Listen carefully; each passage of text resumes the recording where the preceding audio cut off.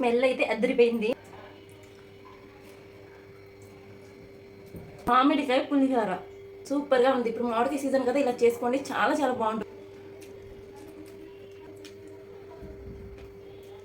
మనుషులం ఎప్పుడు ఒకేలా ఉంటాం, కాలాలే మారుతూ ఉంటాయి. సీజన్ మారే కొద్దీ సీజన్కి ఒక ఫ్రూట్ వస్తూ ఉంటుంది. అవి తినడం హెల్త్కి చాలా మంచిది అంటూ ఉంటారు. ఇప్పుడు మనకి సమ్మర్ వస్తుంది కాబట్టి సమ్మర్లో ఏంటి స్పెషల్, మామిడికాయలు, మామిడి పళ్ళు దొరుకుతూ ఉంటాయి. ఈరోజు నేను మీకు నా స్టైల్లో మామిడికాయ పులిహోర చేసి చూపిస్తాను. నిమ్మకాయ పులిహోర, చింతపండు పులిహోర ఎప్పుడైనా చేసుకోవచ్చు, కానీ సీజన్గా దొరికే మామిడికాయ పులిహోర ఇప్పుడు మాత్రమే చేసుకోగలం. ట్రై చేయడం మర్చిపోకండి, చాలా సింపుల్. ఫస్ట్ అయితే రైస్ వండి పక్కన పెట్టేద్దాం. అందులోనే కొంచెం పసుపు, ఉప్పు, కొంచెం ఆయిల్ పోసి పొడి పొడి వండి పక్కన పెట్టేద్దాం. పొయ్యి మీద ఒక మూకిడి పెట్టి ఆయిల్ పోసి పోపు దినుసులు, ఎండుమిర్చి, పచ్చిమిర్చి, అలాగే వేరుశనగ గుండ్లు వేసి బాగా మగ్గిన తర్వాత మనం తురిమి పెట్టుకున్న మామిడికాయ వేసుకొని అందులో ఇంగు వేసుకోండి. మనం చల్లారి పెట్టుకున్న రైస్లో కలుపుకొని తినడమే. పుల్లటి మామిడికాయలు తీసుకోండి, చాలా బాగుంటుంది. వీడియో నచ్చితే లైక్ చేయడం మర్చిపో.